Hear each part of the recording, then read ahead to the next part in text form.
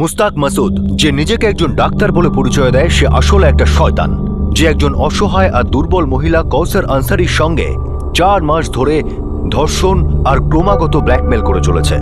কৌসারের স্বামী শাহিদ তার বিরুদ্ধে লড়াই করে, আর তার পরিণতি কি হয় সেটা আমরা দেখব আজ এই কেসের দ্বিতীয় তথা শেষ ভাগে।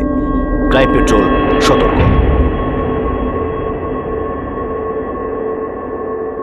কৌসার আনসারি আর তার স্বামী শাহিদ আনসারি সন্তানহীনতার দুঃখে নিমজ্জিত। তাদের বিয়ের পর 4 বছর হয়ে গেছে। না কোনো মানত কাজ করেছে, না কোনো ওষুধ, যারা শহরের সব ডাক্তারের কাছে গেছে। এখন কৌসারের জীবনে আসে মুস্তাক মাসুদ, যে তাকে একটা দর্জির দোকানে দেখে। সে নিজেকে একজন ইউনানি ডাক্তার বলে পরিচয় দেয়, যে বন্ধাত্বের চিকিৎসা করতে পারে বলে দাবি করে, আর পরামর্শ দেয় যে এই ট্রিটমেন্টের জন্য কৌসার যেন একাই আসে। এটা কেমন ট্রিটমেন্ট? বেহুশ করার ওষুধ জলের সঙ্গে মিশিয়ে কৌসারকে খাইয়ে দেওয়া হয়, আর তারপর মুস্তাক কৌসারকে সেক্সুয়ালি এক্সপ্লয়েট করে, আর সেটা সে তার মোবাইল ফোনেও রেকর্ড করে রাখে। যখন কৌসারের জ্ঞান ফেরে, তখন সে তার শরীরে অদ্ভুত একটা অনুভূতি বোধ করে। সেই ট্রিটমেন্ট বন্ধ করে দেয় আর মুস্তাককে বলে দেয় যে ক্লিনিকে আর যাবে না। এই পয়েন্টে পৌঁছে মুস্তাক তার আসল রূপ দেখায়। সে তাকে ব্ল্যাকমেল করা শুরু করে ওই ভিডিও দেখিয়ে। কৌসার একদম ভেঙে পড়ে। এই ভিডিও দিয়ে বিয়ে ভেঙে যাওয়া, শাহিদের সামনে দাঁড়ানো আর সমাজে অপমানিত হওয়ার ভয় কৌসারকে কুড়ে কুড়ে খায়। মুস্তাকের পুরো ফায়দা উঠায়। কৌসারকে সে একটা ভোগের কাঠপুতুল বানিয়ে ফেলে, যাকে সে যখন খুশি তখন এনে হাজির করে। সে তাকে কখনো ক্লিনিক, কখনো ঘরে, আবার কখনো হোটেলের রুমে বারবার ধর্ষণ করতে থাকে। হতাশা আর গভীর বেদনায় কৌসার শেষ পর্যন্ত তার স্বামীর কাছে সবকিছু বলে দেয়, কিন্তু তাকে সে অর্ধেক সত্যি বলে। সে বলে যে মুস্তাক মাসুদ তাকে অশ্লীল কথা বলে, ধর্ষণ আর ভিডিওর ব্যাপারে বলার সাহস সে করতে পারে না। শাহিদ আনসারি মুস্তাক মাসুদকে তার স্ত্রীর থেকে দূরে থাকার কথা বলে, যা মুস্তাক অমান্য করে আর নিজের নোংরা আচরণ জারি রাখে, কারণ সে জানত যে কৌসার তার স্বামীকে সব সত্যি কথা খুলে বলেনি। সে বুঝতে পারে যে যদি শাহিদ সেই ভিডিও দেখে, তাহলে সে নিজের স্ত্রী কৌসারের উপরই সন্দেহ করতে থাকবে।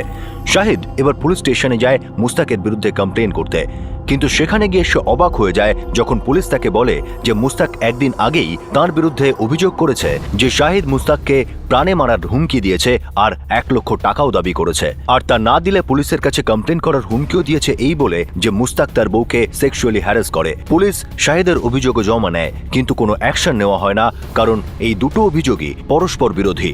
কৌসার এখন আরো হতাশ এবং ভেঙে পড়ে, আর এত সংকটের মধ্যেও মুস্তাক খুবই নোংরার মতো ট্রিট করতে থাকে। সে আবারও কৌসারের সামনে তার বিকৃত চাহিদা তুলে ধরে। এবার তারপর বাজে কথা বলা বন্ধ করো, নির্লজ্জ। আরে নির্লজ্জ থেকে মনে পড়লো, আধা ঘন্টা পরে 2:30 বাজবে। আমাদের নির্লজ্জ হওয়ার সময় চলে আসবে। মন ভেঙো না আমার, না হলে তোমার সব ভেঙে চুরে দেবো। বুঝতে পেরেছো? তাড়াতাড়ি এসো।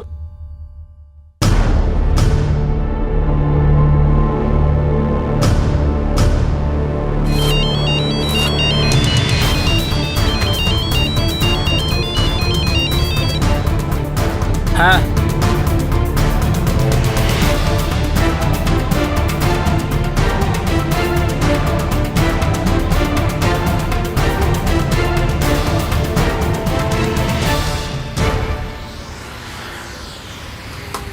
নাসির, তুই জিজ্ঞেস করছিলি না আমার কি সমস্যা? হ্যাঁ শাহিদ, বল না কি সমস্যা।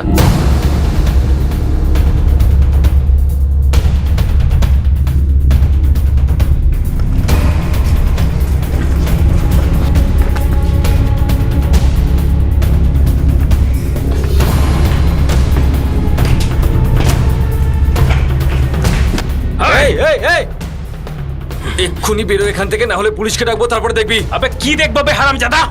তুই আমার বিবিকে বিরক্ত করবি, তারপর উল্টে আমার নামে আবার কমপ্লেন করবি, আর আমি চুপচাপ হাতের উপর হাত রেখে দেখতে থাকবো? হ্যাঁ, এবার তুই দেখ একটা মিস্ত্রির হাতে কত জোর থাকে।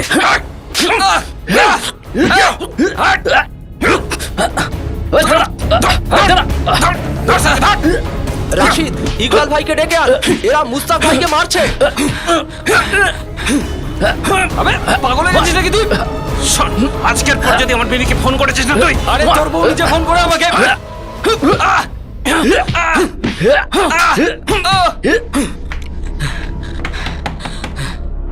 ইকবাল চাচা, তুমি তাড়াতাড়ি চলো, মুস্তাক ভাইকে কারা মারছে। কি?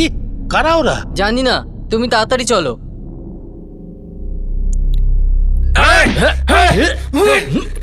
ছাড় বলছি। এই, কি করছো তোমরা? দাঁড়াও, কেন মারছো? এই কি হয়েছে? কিছু বলবি তো? কি হয়েছে? আব্বু এরা আমার কাছ থেকে টাকা খিঁচতে চায়। টাকা? তুই কি এদের কাছ থেকে টাকা পয়সা ধার নিয়েছিলি? আরে আব্বু এই কাঙ্গালদের কাছ থেকে কে নেবে টাকা? এই চুপ! এই, তোমরা কারা? আমরা যারাই হই, কিন্তু আপনার এই শয়তান ছেলে এক নম্বরের মিথ্যেবাদী। দেখো, ভদ্রভাবে কথা বলো। ভদ্রতা না, আপনার এই ছেলেকে শেখান। শালা হারামজাদা আমার বিবিকে এখানে ডেকে ওর সাথে নোংরামি করে, খারাপ খারাপ কথা বলে ওর সাথে। আব্বু এ মিথ্যে বলছে, একদম মিথ্যে বলছে। ওর বউ নিজে আসে আমার এখানে, অদ্ভুত কাজ ও করে আব্বু। এই বাড়িতেও এসেছিল, এ আমাকে জানে মানের হুমকি দিয়েছে, আর টাকাও চেয়েছে পুরো 1 লাখ টাকা। এই আমার বিরুদ্ধে পুলিশে এফআইআরও করেছে। বুদ্ধিমানের কাজটা আমি আগেই করেছিলাম, আমি আগে গিয়ে অভিযোগটা করে এসেছিলাম, না হলে মিথ্যে অভিযোগে আমি ভিতরে থাকতাম আব্বু। দাঁড়াও তোমরা। তোমার নাম কি? আমার নাম শাহিদ আনসারি, আর আমার বিবির নাম কওসার আনসারি। আমরা বাচ্চার জন্য চেষ্টা করছিলাম। এই লোকটা আমার বিবিকে গ্যারান্টি দেয় যে 15,000 টাকার ওষুধ লাগবে আর আমাদের জীবনে সন্তানের খুশি আসবে। কিন্তু এই শয়তান লোকটা আমার বিবিকে একলা পেয়ে ওর সঙ্গে যত রকমের নোংরামি করতে শুরু করেছিল। দেখো ভাই, আমার নাম ইকবাল মাসুদ, আর এই আমার ছেলে। আর তোমাদের থেকে অনেক ভালোভাবে আমি ওকে চিনি। যে দোষ তোমরা ওর ঘাড়ে চাপাতে চাইছো, সেটা আমি থাকতে কখনো হবে না। আর টাকা হাতানোর যে উপায় তোমরা বার করেছো না, সেসব এখানে একদম চলবে না। এবার আসতে পারো। আপনি না বয়স্ক মানুষ, আর এই ছেলেটার হতভাগ্য বাবা। এর ভালোবাসায় আপনি অন্ধ, আর আপনি পাগল হয়ে গেছেন। ছাড়। আর তোমরা দুজন এখান থেকে চলে যাও। ফের যদি এখানে তোমাদের দেখি, তাহলে সোজা থানায় নিয়ে যাব। যাও এখান থেকে। আরে ছাড়, যাও এখান থেকে, যাও। তোকে তো আমি পরে দেখে নেব। আরে যাও, যাও, যাও। মনে রাখিস তুই। কি রে বাবা, এসব কি শুনছি?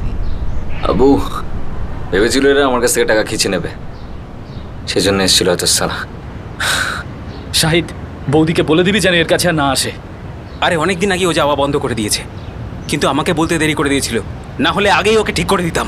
এই মুস্তাক যদি আরেকবার উল্টো পাল্টা কিছু করে না বৌদির সাথে, তাহলে আরো 2-4 জনকে নিয়ে গিয়ে ওর হাড়গোড় ভেঙে দেবো। তারপরে যা হবে দেখা যাবে।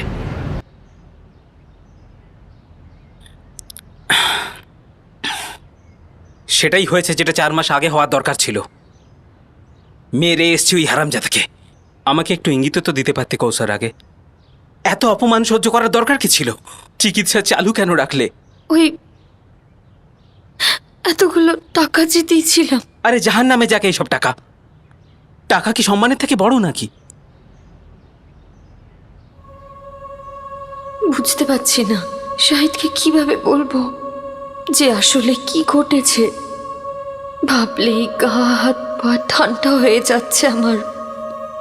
এসব বলার পর শাহিদ আমাকে কতটা ঘৃণা করবে।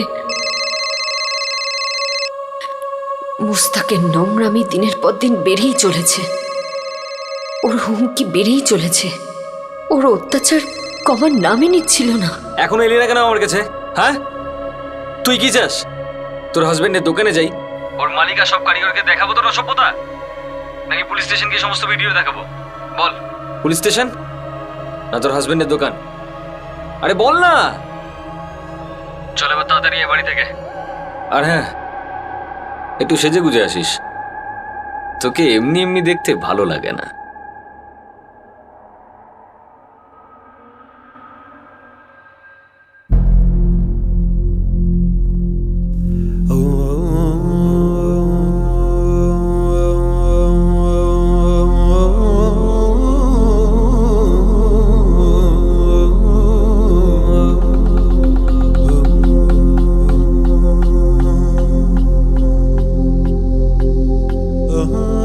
তিনবার ভিডিও দেখে নিলাম আমাদের, কখন থেকে এটা নিয়ে মন ভরাচ্ছি। তুই আজকাল প্রচুর নাটক করছিস, চল ভিতরে চল। না, আমি যাব না। আসবি না মানে কি? এইখানে বাইরে রাস্তায়? ইয়া আল্লাহ, তুই তো ভীষণ হ্যাঁ। চল চুপচাপ ভিতরে চল, ভিতরে চল, চল।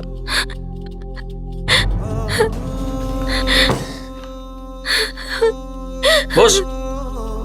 একটা কথা ভালো করে বুঝে নে, আমি যখন যখন ডাকবো তখন তখন আসবি। চল কথা দে, যখন ডাকবো তখনই আসবি। আরে উত্তর দে না, পাঠাবো ভিডিওটা। পাঠিও না, তোমাকে আল্লাহর ওয়াস্তে পাঠিও না। তাহলে চল কথা দে, যখন আমি ডাকবো তখন তুই আসবি। কথা দে। আরে বল।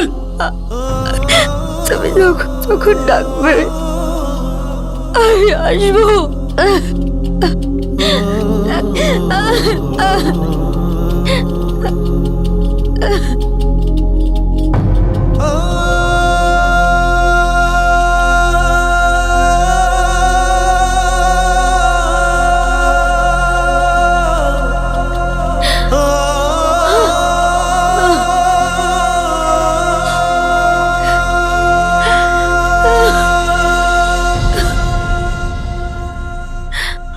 আরও একবার শাহিদ কৌসারকে শারীরিক আর মানসিকভাবে খুবই বিধ্বস্ত অবস্থায় পায়। আরও একবার কৌসার শাহিদকে অর্ধেক সত্য বলে যে মুস্তাক তাকে বাজে কথা বলে জ্বালাতন করছে। আরও একবার শাহিদ ভাবল যে সে মুস্তাককে শিক্ষা দেবে, কিন্তু এবার শাহিদ সঙ্গে করে আরও কয়েকজনকে নিয়ে গেল, আর এরপর যা ক্লিনিকে হলো তা সবার ঘুম কেড়ে নিল।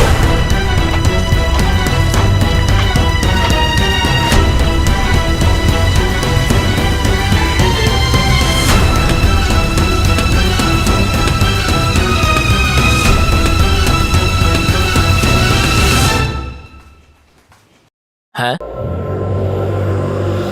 ডক্টর মুস্তাক মাসুদ কোথায়? আরে আপনারা কারা? এখানে ডক্টর মুস্তাক বলে কেউ নেই। আচ্ছা, তাহলে ভেতরে কে আছে? ভেতরে ডাক্তারবাবু আছেন, ডাক্তার হাবিব আসলাম, এটা ওনারই চেম্বার। আরে আমরা ওই মুস্তাক মাসুদকে খুঁজছি যে দুপুরবেলা এখানে বসে 2-2:30টার পর। আগে বাইরে গিয়ে ক্লিনিকের বোর্ডটা ভালো করে পড়ুন, ওখানে টাইমিংটা কি লেখা আছে, সকাল 10টা থেকে দুপুর 2টো পর্যন্ত। তারপর এই ক্লিনিকটা পুরোপুরি বন্ধ থাকে।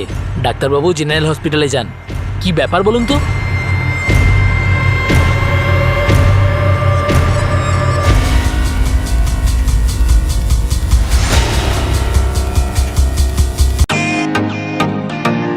Welcome to beaten world. How may I assist you? নতুন ফ্ল্যাটের জন্য একটা স্ট্যান্ড ফ্যান আর কুলার নেব। এই পচা গরম থেকে একটু স্বস্তি চাই। বাজার চলতে সব ব্র্যান্ড আর ভরসাযোগ্য নয়। তার জন্য তো আমাদের ফ্যান আছে, all purpose bullet table fan, ceiling fan. আমাদের সিলিং ফ্যান কিন্তু 30 মাসের ওয়ারেন্টি সহ পাওয়া যায়। আছে ফারাটা 2 বছরের ওয়ারেন্টি, 17 থেকে 20 মিটার এয়ার ফ্লো, মধ্যবিত্তের সাধ্যের মধ্যে একমাত্র ভরসাযোগ্য ব্র্যান্ড বিটেন। আমাদের কুলারের কিন্তু অনেক range, 45 litres, 50 litres, 70 litres, 90 litres, 110 litres. Honeycomb সহযোগে বিটেনের সব কুলারের ওয়ারেন্টি 1 বছর। চেনা হাওয়ায় অচেনা অনুভূতির জন্য একমাত্র আদর্শ বিটেন। গরমে স্বস্তি পেতে বিটেনের ফ্যান হোক বা কুলার আজই আনুন বাড়িতে। Beaten, digitally years.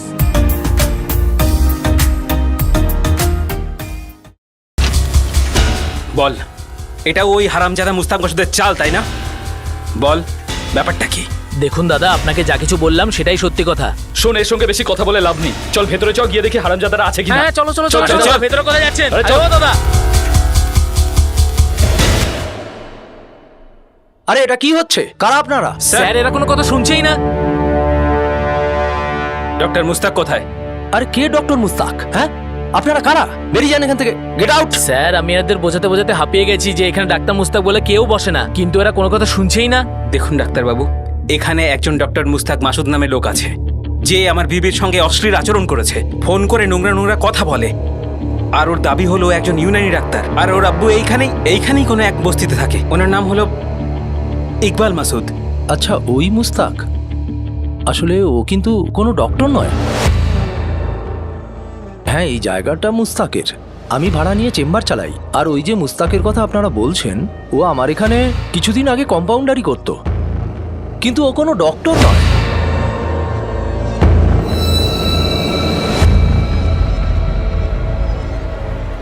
Mustaq Masud মিথ্যে বলেছিল যে সে একজন ইউনানি ডাক্তার। এখন তো এটা পরিষ্কার হয়ে গিয়েছিল যে সে কৌসারের কাছে একটাই ইচ্ছে নিয়ে গিয়েছিল। মুস্তাক কৌসারকে শুধুমাত্র সেক্সুয়ালি এক্সপ্লয়েট করতে চেয়েছিল। সে কৌসারের দুঃখময় জীবনের ফায়দা ওঠায় আর নিজেকে একজন ফার্টিলিটি এক্সপার্ট বলে পরিচয় দেয়। হে আল্লাহ, ও এখানে এমন অসভ্যতামি করছে। একে তো ডক্টর নয়, তার উপরে আমার ক্লিনিক ব্যবহার করছে। দুটোই গুরুতর অপরাধ। জানি না কতজন মহিলার সঙ্গে এরকম করে বেড়াচ্ছে। তার উপরে ডাক্তারবাবু ও আমার উপরেই কেস ঠুকে দিয়েছে যে আমি ওর কাছ থেকে 1 লাখ টাকা হাতাতে চেয়েছি। দেখো শাহিদ, আমি তোমার সাথে আছি। পুলিশ স্টেশনে যাব আমরা, আর সবকিছু বলে দেবো। এখন বাইরে যে পেশেন্টরা বসে আছে তাদের আগে দেখে নি, পরে মুস্তাককে দেখে নেব।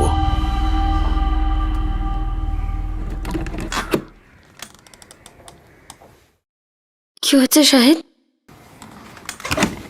এই মুস্তাক কোনো ডাক্তারই নয়। কি? হ্যাঁ, ওখানকার ডাক্তার হলো কোনো ডাক্তার হাবিব আসলাম। আর এই শয়তানটা কোনো এক সময়তে ওনার কাছে কম্পাউন্ডারের কাজ করত। আমার মনে হয় ডক্টর হাবিব আসলাম ভালো মানুষ। উনি আমাকে বলেছেন পুলিশ স্টেশন যাবেন আর এই বজ্জাতের মুখোশ খুলে দেবেন। একে তো আমরা এমনিতেই মুষড়ে আছি যে আমাদের কোনো সন্তান নেই, তারপরে কেউ আমাদের এই যন্ত্রণার সুযোগ নিয়েছে। কিভাবে এরা আমাদের সাথে যা ইচ্ছে তাই করতে পারে?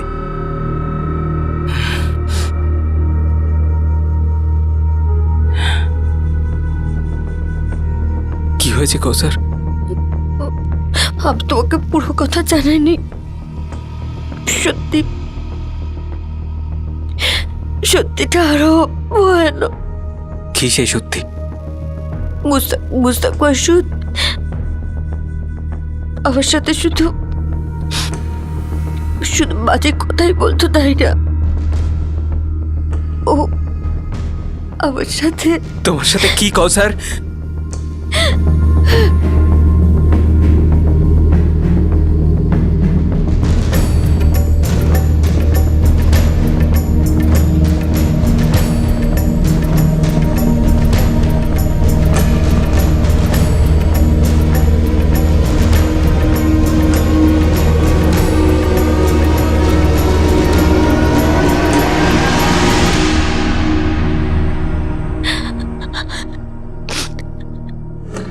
আমার তো বিশ্বাসই হচ্ছে না কৌসার যে তোমার সাথে এত কিছু হয়ে গেল আর তুমি আমাকে কিছুই বললে না। না শাহিদ, আমি খুব ভয় পেয়ে গেছিলাম। আমি ভাবলাম ও আমাকে যা করেছে অজ্ঞান করে করেছে। ও আমাকে অজ্ঞান করে আমার ভিডিও করতে লাগলো। আমি ভাবলাম তুমি যদি ভিডিও দেখো তুমি ওটাকে সত্যি মনে করবে আর আমার উপর কেউ বিশ্বাস করবে না। আমি তোমাকে হারাতে চাই না। আমি তোমাকে ছাড়া বাঁচতে পারবো না। আমি কি বাঁচতে পারবো তোমাকে ছাড়া? নিজের থেকে বেশি বিশ্বাস করি তোমাকে। দুনিয়ার কোনো শক্তি আমাকে তোমার উপর সন্দেহ করাতে পারবে না কৌসার। দেখো, আমি কখনো একবারের জন্য এটা ভাবিনি যে সমস্যাটা শুধু তোমার মধ্যে আছে। আমার ভেতরেও কোনো সমস্যা থাকতে পারে। কারোর ভেতরে কিছু হোক না হোক, আমাদের সন্তান হোক বা না হোক, আমার জন্য তুমিই সবকিছু। তোমার সম্মান, তোমার খুশি, তোমাকে রক্ষা করা শুধু আমার দায়িত্ব নয়, আমার প্রার্থনা। আর তুমি এটাকে ওই সন্তানটার জন্য তুমি আমার উপরে ভরসা কম করে দেবে? একবার যদি তুমি আমায় বলতে, আমাদের ভালোবাসায় এক ফোঁটা পার্থক্য হতো না, আর এখনো হবে না। কিন্তু এখন ভুল করেও নিজেকে ওই সমস্ত জিনিসের জন্য দায়ী মনে করবে না। এর মধ্যে তোমার কোনো দোষ নেই। আর ওই মুস্তাক মাসুদ ভুল নয়, দোষ করেছে, যার সাজা ওকে পেতেই হবে।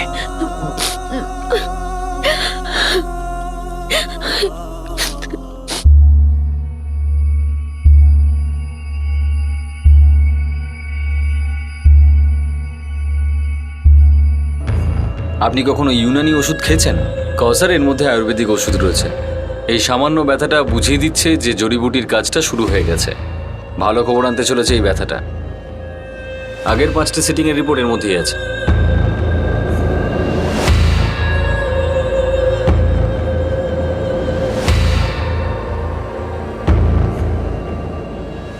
আমার বউয়ের থেকে দূরে থাক মুস্তাক। মুস্তাক মাসুদ তোর বিরুদ্ধে একটা কমপ্লেন করেছিল।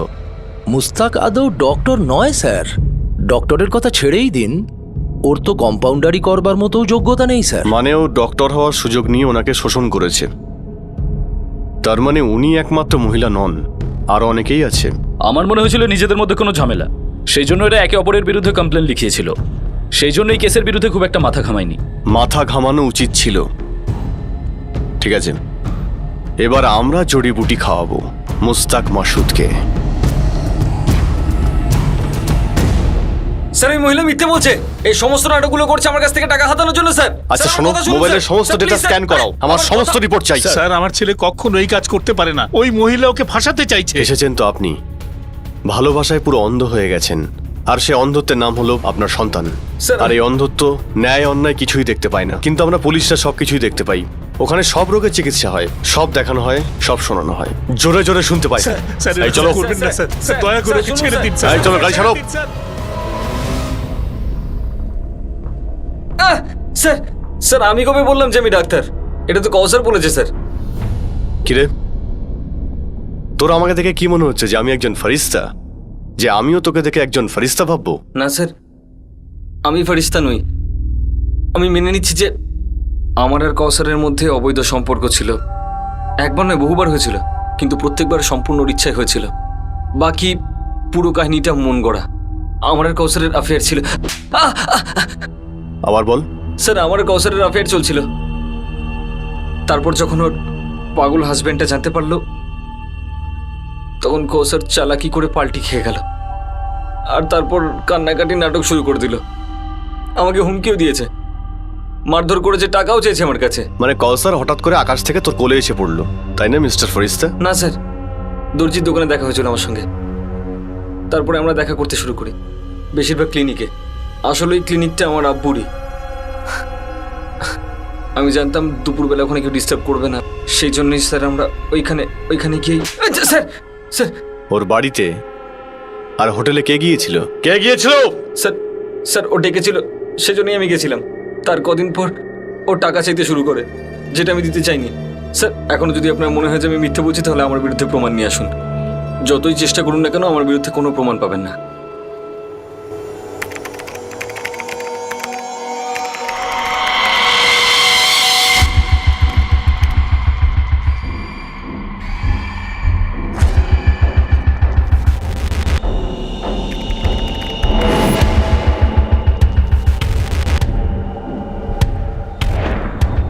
স্যার, এই মুস্তাকের ফোন থেকে কসার আনসারিকে অনেকবার ফোন করা হয়েছে।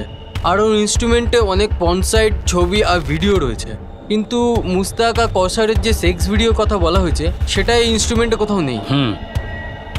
এই শোনো, এই ফোনটা ফরেন্সিক ল্যাবে পাঠিয়ে দাও। হ্যাঁ স্যার।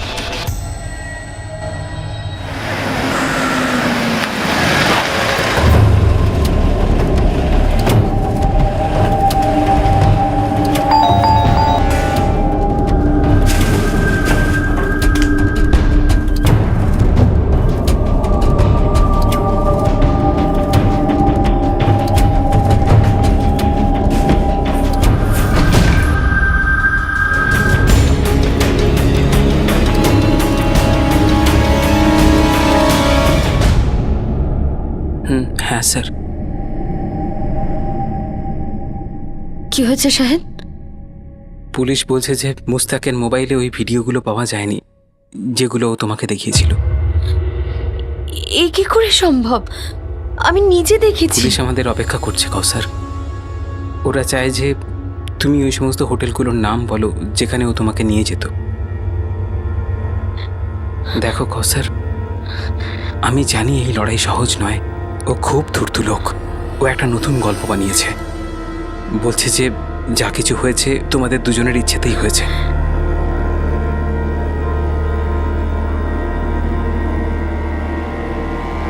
কৌসার, এক মুহূর্তের জন্য দুর্বল হয়ে যেও না। এই লড়াই আমাদের দুজনেরই, আর ও আমাদের দুজনের ওপরেই সব ধরনের চাল চালবে। ও সবসময়তে চেষ্টা করবে এটাই প্রমাণ করার যে ও নয়, আমরাই দোষী।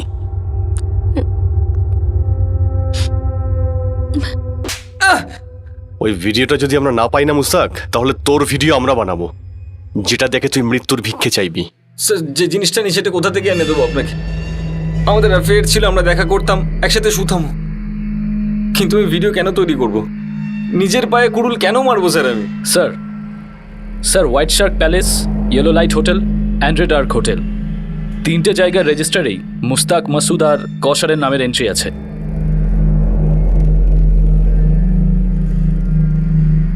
স্যার, আমি স্বীকার করছি যে আমি আর কৌসার এইসব হোটেলগুলোতে গেছিলাম, কিন্তু যদি আমার উদ্দেশ্য খারাপ হতো, তাহলে আমি নিজের নামে রুম কেন বুক করতাম? আমার নাম তো আসতোই না স্যার। আমি এখন আপনাকে বলছি, আপনি আমাকে না মেরে ওই শাহিদ আর কৌশারকে মারুন। স্যার, চোর ওরা, পুলিশ আপনি, আর ঘর আমার লুটছে। স্যার, যদি ভিডিওটা পেতাম তাহলে আর 12টা বাজানো যেত। কৌসারের মেডিকেল রিপোর্ট কি বলছে? স্যার, একটা 4 মাসের টাইম ফ্রেম, তার উপর বিবাহিতা। রেপ প্রুফ হওয়ার চান্সেস খুব কম স্যার। স্যার আমাদের কাছে হোটেলের বিল রয়েছে, ভিকটিমের স্টেটমেন্ট রয়েছে, ডক্টর হাবিব আসলামেরও স্টেটমেন্ট আছে যে শাহিদ আর ওর লোকজন এসেছিল ক্লিনিকে মুস্তাককে খুঁজতে। শোনো, এই মুস্তাক কিন্তু খুব চালাক আর পাকা খেলোয়াড়। ওই সব প্ল্যান করেই করেছে। হতেই পারে না কৌসার ওর প্রথম শিকার। স্যার আমি শাহিদ আর কসারের পুরো হিস্ট্রি বার করেছি। দুজনে খুব সাদাসিধে মানুষ। শাহিদের কোনো ক্রিমিনাল রেকর্ড নেই, খুব ভালো একজন মিস্ত্রি, আর কসারেরও কোনো ঝামেলা নেই। 4 বছর আগে ওদের বিয়ে হয়েছে, বাচ্চার জন্য ট্রাই করছে। ওই যে দর্জি আছে না, জাভেদ আর ফাতিমা বিবি, ওদের সঙ্গে কথা হয়েছে? হ্যাঁ স্যার, কথা হয়েছে। ওদেরও বক্তব্য যে মুস্তাক আগে থেকে কিছু জানতো না। ঠিক আছে, চার্জশিট ফাইল করি। আমাদের কাছে যা এভিডেন্স আর সাক্ষ্য আছে সব পেশ করব। স্যার পুলিশ বলছে যে এবার আদালত সিদ্ধান্ত নেবে। কিন্তু ওই সমস্ত ভিডিও ওই আমাকে দেখিয়েছিল। আমি জানি কসার, কিন্তু পুলিশ ওগুলো খুঁজে পায়নি। ওরা ওর মোবাইলটাকে ভালো করে চেকও করেছে। হতে পারে মুস্তাক ওগুলো মুছে দিয়েছে পুলিশের ভয়ে, আর তোমাকে শুধু এমনিই ভয় দেখাচ্ছিল হাওয়াতে। আয়শা, আমার একটা চুলো বেঁকাতে পারবে না ওরা। এটা তো তুমি ভেতরে বসে বলছো, কিন্তু বাস্তবটা তো আমাকে ভুগতে হচ্ছে। আরে লোকজন 2 দিন কথা বলবে, তারপর ভুলে যাবে। আর এমনি তো আমি কিচ্ছু করিনি। আয়শা, আমি তাড়াতাড়ি ছাড়া পেয়ে যাব, দেখে নিও। আচ্ছা শোনো, তুমি ওদের এগেনস্টে রিপোর্ট লেখাও যে শাহিদ আর কৌসার তোমার সঙ্গে দেখা করতে এসেছিল, তোমাকে প্রাণে মরার হুমকি দিয়েছে, আর বলেছে যদি 1 লাখ টাকা না দাও তাহলে আমাদের বাচ্চাকে কিডন্যাপ করে নেবে। রিজওয়ান উকিল আছে না, ওর সঙ্গে দেখা করো। ও সমস্ত রিপোর্ট তৈরি করে কেস করে দেবে। কিন্তু এসব তো কিছুই হয়নি। যেটা আমি বলছি সেটা করো, ব্যাস। তুমি এক্ষুনি গিয়ে রিজওয়ান উকিলের সঙ্গে দেখা করো, ও তোমাকে পুলিশ স্টেশন নিয়ে যাবে। তুমি একজন মহিলা, পুলিশকে তোমার অভিযোগ নিতেই হবে। ঠিক আছে। কেস কোর্টে শুনানির জন্য এলো আর মুস্তাক মাসুদ বেল পেয়ে গেল। কিন্তু শাহিদ আর কৌসার হার মানেনি। পুলিশ ও প্রসিকিউশনকে পুরো সাপোর্ট করে আর এই কেসটাকে আরো জোরালোভাবে তুলে ধরে।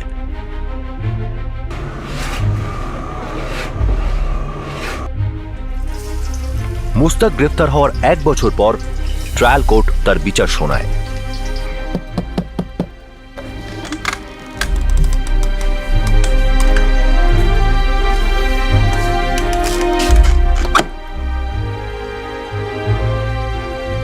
কি বলেছেন জজ সাহেব?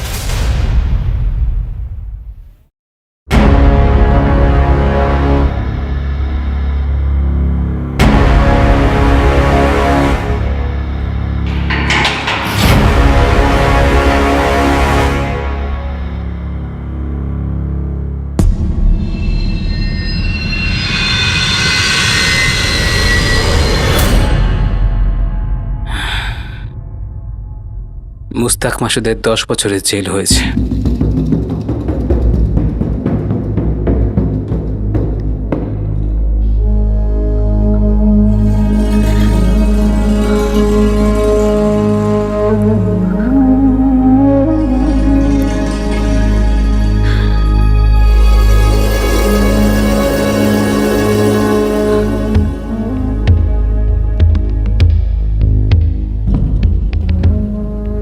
তথা শেষ ভাগে একজন মহিলাকে বারবার ধর্ষণ করার অপরাধে আর ধারা 506 সাবসেকশন 2 অনুযায়ী পানিশমেন্ট ফর ক্রিমিনাল ইন্টিমিডেশনের অভিযোগে চার্জ করা হয়েছে। মুস্তাককে 10 বছরের সাজা শোনানো হয়েছে আর সে এখন জেলে রয়েছে। কৌসার যে যন্ত্রণা ভোগ করেছে শেষ পর্যন্ত তার ন্যায় পায়। মুস্তাক একবার নয়, নিজেকে বাঁচানোর জন্য বারবার চেষ্টা করে।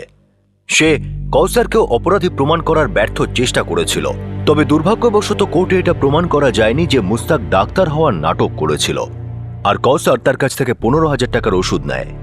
আর এটাও প্রমাণ করা যায়নি যে সে কৌসারকে বেহুশ করে তাকে যৌন শোষণ করত। মেডিকেল কেসে প্রায়ই যখন কোনো রোগ মানুষকে চিন্তায় ফেলে দেয় তখন মানুষ তার চিকিৎসার চিন্তায় হতাশ হয়ে পড়ে, পাগল হয়ে যায়। কৌসারের কেসে নিঃসন্তান হওয়ার সমস্যা ছিল, যার জন্য সে মুস্তাকের মতো একটা পাপীর জালে জড়িয়ে পড়ে। আর মুস্তাক একজন পাকা খেলোয়াড় ছিল, যেরকম অসহায় আর দুর্বল মহিলাদের জন্য ওঁত পেতে বসে থাকত। এরকম পাপীর সংখ্যা এই দুনিয়ায় কম নেই। কেউ টাকা লুট করে, কেউ যৌন শোষণ করে, তো কেউ অন্য কিছু। এরকম শিকারীদের চেনা একেবারেই সহজ নয়, কিন্তু তা অসম্ভবও নয়। প্রায় ইশারা মেলে, চিহ্ন রেখে যায়, যেমনটা কৌসারের কেসে হয়েছে। মুস্তাক এই ব্যাপারটা বারবার বলেছে যে কৌসার যেন ক্লিনিকে একলা আসে, আর তার উপর ক্লিনিকে কোনো মহিলা কর্মচারী নেই, যেটা কিনা অনিবার্য। না কোনো পেশেন্ট, না কোনো কম্পাউন্ডার, আর তার উপর ওই জলের গ্লাস, সেই বোগাস জড়িবুটির কথা। তার চেয়েও বড় কথা, কৌসার ক্লিনিকে যাওয়া আসার সময় ক্লিনিকের বাইরে বোর্ডটা পর্যন্ত দেখেনি, যেখানে মুস্তাকের নাম পর্যন্ত নেই। আর এই কেসের সবচেয়ে বড় শিক্ষা হলো যে আমাদের উপর যতই মুশকিল আসুক না কেন, যতই অত্যাচার হোক না কেন আমাদের উপর, কিন্তু এটা খুবই জরুরি যে আমরা আমাদের শুভাকাঙ্ক্ষীদের যেন পুরো সত্যিটা জানাই। অর্ধেক সত্য অর্ধেক বিচার দিতে পারে না, কিন্তু বিশ্বাসের উপর তৈরি সম্পর্ক পুরোপুরি ভাঙতে পারে। যখন সম্পর্ক ভাঙার কথা হচ্ছে, তখন আজ আমাদের দ্বিতীয় কেস হলো একটা অ্যাক্সিডেন্টের কেস, যেখানে দুর্ঘটনাগ্রস্ত অঙ্কিত কেসওয়ানি নামের এক যুবক। আর এই অ্যাক্সিডেন্ট একটি নয়, বরং অনেকগুলি সম্পর্কের উপর প্রশ্নচিহ্ন এঁকে দেয়।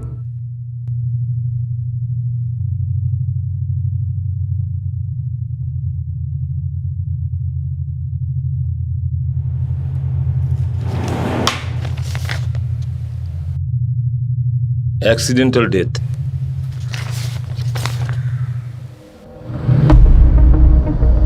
আমার মনে হয় না এটা অ্যাক্সিডেন্টাল ডেথের কেস। মানে তুমি ওই দীপা দেবীর স্টেটমেন্টটা পড়েছো? হ্যাঁ স্যার, পড়েছি। দীপা দুটো হাসপাতালে দুরকম স্টেটমেন্ট দিয়েছে। তাপস হসপিটাল থেকে ডক্টর কপিল বলছি। হ্যাঁ বলুন। আমাদের এখানে একটা অ্যাক্সিডেন্ট কেস হয়েছে, পেশেন্ট খুবই ক্রিটিক্যাল। আমাদের ডক্টররা অপারেট করছে, তাই ভাবলাম আপনাকে জানাই। দীপা বলেছিল যে ও বাড়িতে পিছলে পড়ে গিয়েছিল। হ্যাঁ স্যার, স্টেটমেন্টেও তাই বলেছে। যখনই ও ঘরের ভেতরে এলো, ওখানেই পিছলে পড়ে গেল। দরজা আপনি খুলেছিলেন? না না, ওর কাছে ঘরের একটা চাবি ছিল, যেটা দিয়ে ও ভেতরে ঢুকেছিল। আমি বেডরুমে ছিলাম। তা ঠিক কটার সময়? 10টা সাড়ে 10টার মতো হবে। অঙ্কিত, তুমি চলে এসেছো? অঙ্কিত,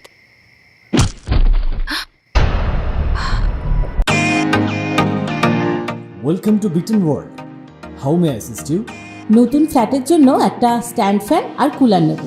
এই পচা গরম থেকে একটু স্বস্তি চাই। বাজার চলতে সব ব্র্যান্ড আর ভরসাযোগ্য নয়। তার জন্য তো আমাদের ফ্যান আছে, all purpose bullet table fan, ceiling fan. আমাদের সিলিং ফ্যান কিন্তু 30 মাসের ওয়ারেন্টি সহ পাওয়া যায়। আছে ফারাটা 2 বছরের ওয়ারেন্টি, 17 থেকে 20 মিটার এয়ার ফ্লো, মধ্যবিত্তের সাধ্যের মধ্যে একমাত্র ভরসাযোগ্য ব্র্যান্ড বিটেন। আমাদের কুলারের কিন্তু অনেক range, 45 litres, 50 litres, 70 litres, 90 litres, 110 litres. Honeycomb সহযোগে বিটেনের সব কুলারের ওয়ারেন্টি 1 বছর। চেনা হাওয়ায় অচেনা অনুভূতির জন্য একমাত্র আদর্শ বিটেন। গরমে স্বস্তি পেতে বিটেনের ফ্যান হোক বা কুলার, আজই আনুন বাড়িতে। Beaten, digitally yours.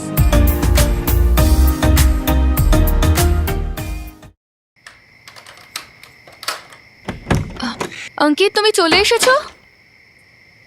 অঙ্কিত,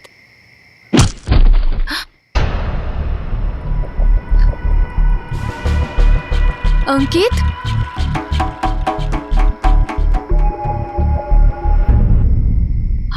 অঙ্কিত, অঙ্কিত, অঙ্কিত, অঙ্কিত।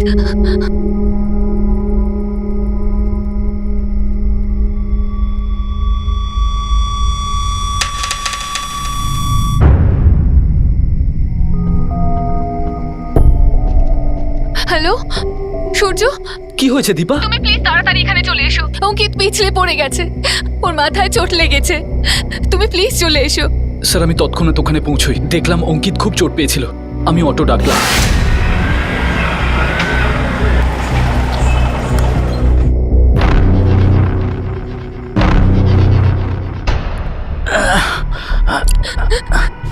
অঙ্কিত, সাবধানে। সূর্য, আস্তে।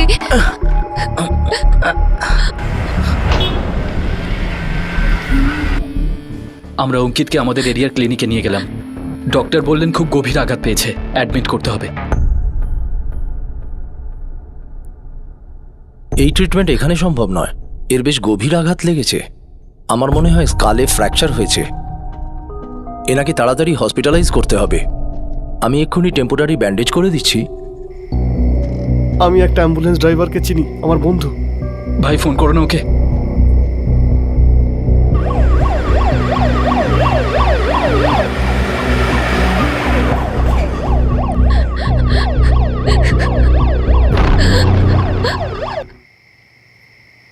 যখনই আমরা এখানে তাপাস হসপিটালে পৌঁছলাম ডক্টর আমাদের বলল যে এক্ষুনি অপারেশন করতে হবে, ব্যাপারটা খুব সিরিয়াস। ডাক্তারবাবু, আমার হাজবেন্ড কেমন আছে? পেশেন্ট খুবই ক্রিটিক্যাল। আপাতত আমরা ব্লিডিংটা বন্ধ করেছি, কিন্তু মাথায় খুবই বড় চোট পেয়েছে। পেশেন্টকে আপনারা ডিএ মেমোরিয়াল হসপিটালে নিয়ে যান। ডক্টরবাবু, আপনি আমাদের হেল্প করুন না অঙ্কিতকে ওখানে শিফট করাতে। দেখছি। 3 দিন পর 2015-র 8ই জুন দীপা কেসওয়ানির স্বামী অঙ্কিত কেসওয়ানি মারা যান। এটা মনে করা হচ্ছিল যে ঘরে ঢুকে পা পিছলে পড়ে গিয়ে তার মাথায় যে চোট লাগে অঙ্কিত তার শিকার হয় আর তাকে বাঁচানো যায়নি। কিন্তু পুলিশের সন্দেহ ছিল যে অঙ্কিত অ্যাক্সিডেন্টের শিকার নয়, বরং কোনো শিকারীর পাতা ফাঁদে শিকার হয়েছে। এটা কোনো অ্যাক্সিডেন্ট নয়, মার্ডার ছিল।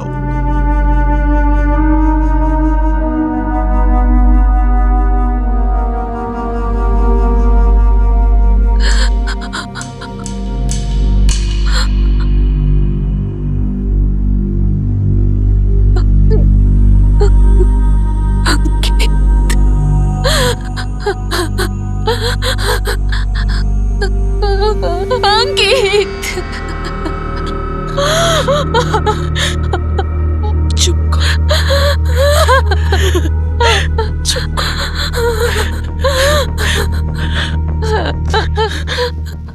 খুব অদ্ভুত ব্যাপার স্যার। একদিকে দীপা বলছে অঙ্কিত ঘরে পড়ে গিয়েছিল, আরেকদিকে ও বলছে যে ও নাকি গোমতী চকে পড়ে গিয়েছিল। এটা কি কোনো ভুল না মাত্র সাজানো ঘটনা? কেন জানি না আমার এরকম মনে হচ্ছে যে এই কেসে অঙ্কিত কেসওয়ানি নয়, বরং কারোর ভাগ্য, কারোর মানবিকতা পিছলে গেছে।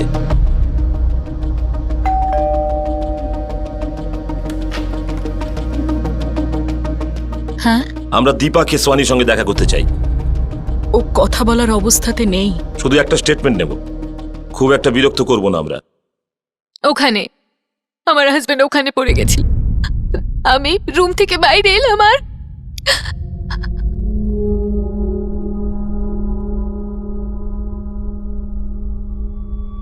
রক্তের সমস্ত চিহ্ন আপনি সুন্দরভাবে মুছে দিয়েছেন। কেন?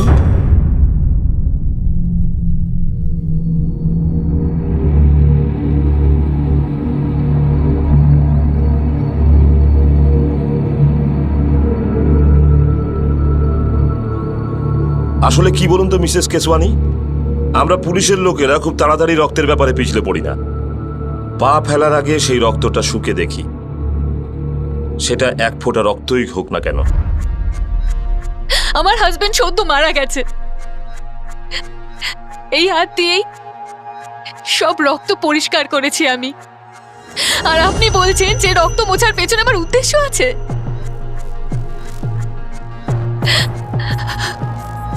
পরিষ্কার তো খুব হয়েছে।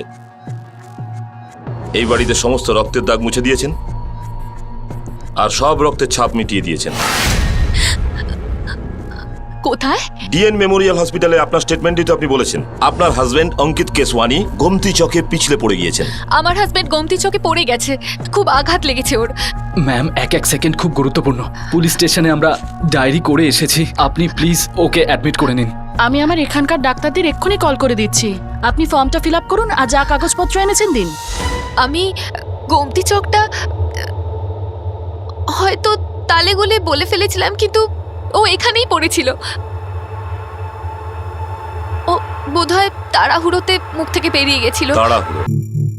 তাড়াহুড়ো যে কেউ করতে পারে, নিজেকেই দেখুন না। আপনার হাজবেন্ডের মৃত্যু ডিএন মেমোরিয়াল হসপিটালে হয়েছিল আর আপনার বাড়ি এখানে বিরাট। তো দেখুন, তাড়াহুড়োর মধ্যে আপনি তার বডিটা আনতেই ভুলে গেছেন। ওখানে হসপিটালের সামনে তার অন্তিম সংস্কার করে এসেছেন। Welcome to beaten world. How may I assist you?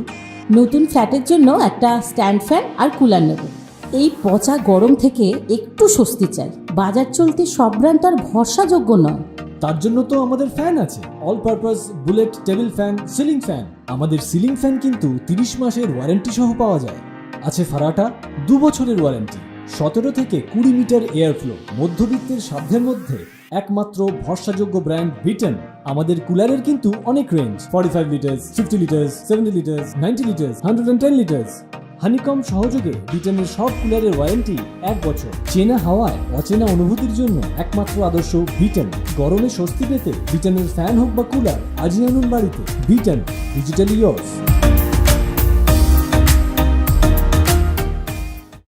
আপনার হাজবেন্ডের মৃত্যু ডিএন মেমোরিয়াল হসপিটালে হয়েছিল, আর আপনার বাড়ি এখানে বিরাজ। তো দেখুন, তাড়াহুড়োর মধ্যে আপনি তার বডিটা আনতেই ভুলে গেছেন। ওখানে হসপিটালের সামনে তার অন্তিম সংস্কার করে এসেছেন।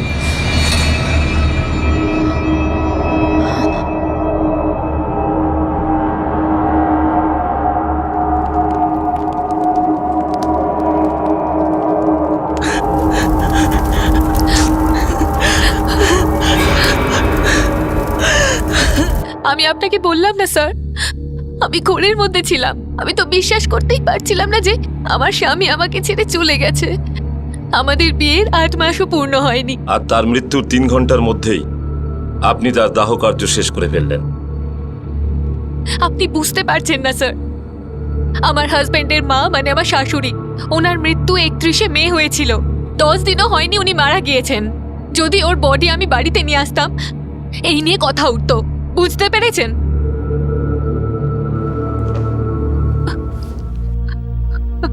আমি আপনাদের বললাম তো, আমার মেয়ে কথা বলার অবস্থাতে নেই, ও দুর্বল আছে। এত অল্প বয়সে ও স্বামী হারিয়েছে, আপনি বুঝতে পারছেন না। বুঝতে পারছি, আমরা সবই বুঝতে পারছি ম্যাডাম। মিসেস দীপা অঙ্কিত কেসওয়ানি, তাড়াহুড়ো বা হুড়োহুড়িতে ভুল করে যদি অপরাধও করে থাকেন, ফল কিন্তু একটাই, ডিপ্রেশনে ভুগবেন।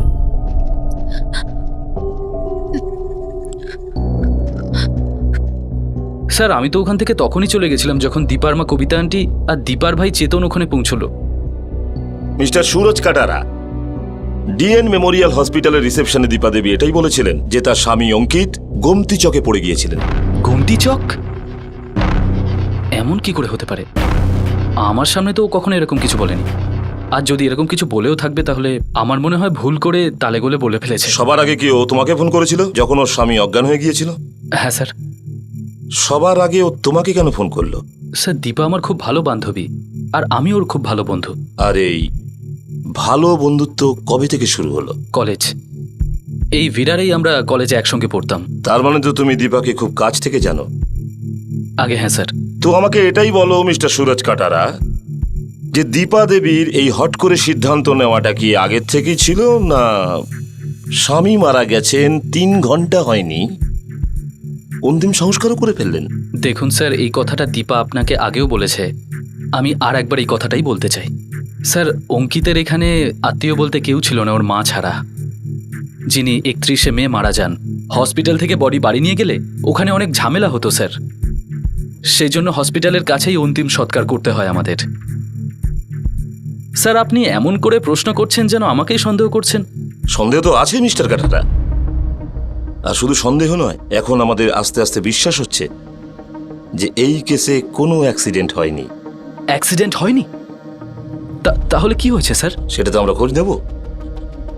আর যদি আমরা খুঁজে পাই যে তুমি এই ব্যাপারে কিছু জানতে আর তুমি আমাদের কাছে লুকিয়েছ, তবে আমাদের ডান্ডা পিছলে গিয়ে পুরো সেটা তোমার মাথায় গিয়ে পড়বে। স্যার দেখুন, দীপা আমার খুব ভালো বান্ধবী। ও আমাকে ফোন করেছিল আর আমি কিছু না ভেবেই ওর কাছে চলে যাই। আমি যা যা জানতাম আপনাকে সব কিছু বলেছি, এছাড়া আমি আর কিছু জানি না। পুলিশের সন্দেহ যে এটা কোনো অ্যাক্সিডেন্ট কেস নয়। কিন্তু কেন? ওরা এটা বলছিল যে তুমি তাপাস হসপিটাল আর ডিএন মেমোরিয়াল হসপিটালে আলাদা আলাদা স্টেটমেন্ট দিয়েছো। ভুল করে মুখ থেকে বেরিয়ে গেছে হয়তো, মিস্টেক ছিল আর কিচ্ছু না। আমি তো নিজেই মনে করতে পারছি না যে আমি এরকম কখন বলেছি। এই পুলিশের লোকজনও না, জাস্ট তিলকে তাল বানাচ্ছে আর কিচ্ছু না। স্যার, হতে পারে অঙ্কিত হয়তো বাড়িতেই পিছলে পড়ে গিয়েছিল আর চাপের মুখে দীপা গোমতী চকের কথা উল্লেখ করেছিল। হলে তো অনেকই হতে পারে, কিন্তু কোথায় বাড়ির ড্রয়িং রুম, কোথায় গোমতী চক? হ্যাঁ স্যার, অদ্ভুত তো বটেই। কিন্তু ব্যাপারটা শুধু এইটুকু নয়, মাত্র 3 ঘন্টার মধ্যে অন্তিম সংস্কার করা। আমাদের সাথে কথা বলার সময়ও ওই রাগ, ওই উত্তেজিত হওয়া, এই দুটো ব্যাপারই আমার মাথায় ঢুকছে না। বারবার আমাকে নাড়া দিচ্ছে এটা সো কল্ড অ্যাক্সিডেন্ট বা দুর্ঘটনা হয়তো হয়নি।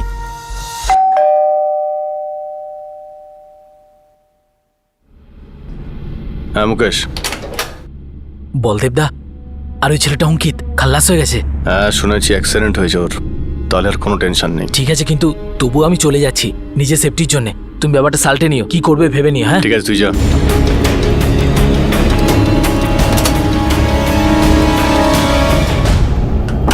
দীপার দেওয়া দুটো আলাদা আলাদা স্টেটমেন্ট সন্দেহের প্রথম বীজ বপন করে।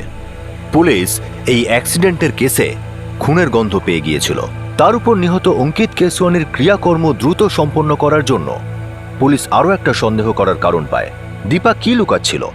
এমন কি ছিল যা সুরজ পুলিশকে বলছিল না?